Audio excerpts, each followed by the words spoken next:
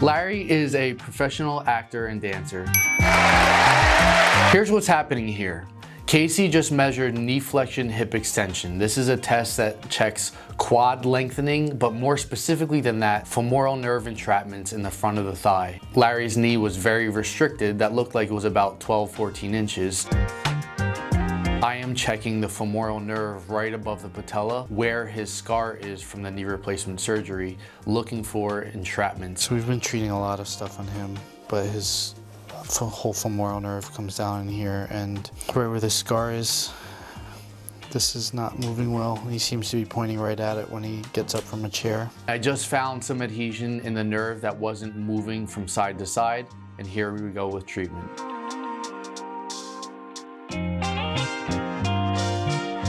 I just pinned down the nerve and created tension on the nerve so that when Casey moved his leg into knee flexion, bringing his heel closer to his butt, I removed some adhesion before I'm about to do another pass. In the front of the thigh, the femoral nerve and the obturator nerve are the two nerves that tend to get restricted and glued up when people's quads or groin are not functioning properly. So I already checked the femoral nerve. Now I'm checking the obturator nerve to see if it's moving, flexible, and adhesion-free.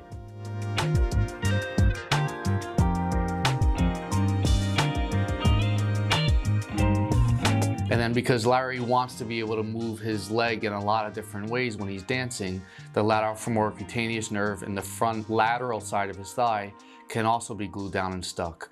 When people have had knee replacements or have arthritis in the knee, we can't just cherry pick one nerve. We have to check all the relevant nerves that might affect the ability for the quads, the IT band, and then the hamstring sciatic nerve in the back to contract so that he can move well and trust his body. The lateral femoral cutaneous nerve tends to need more hip extension to be able to be treated properly.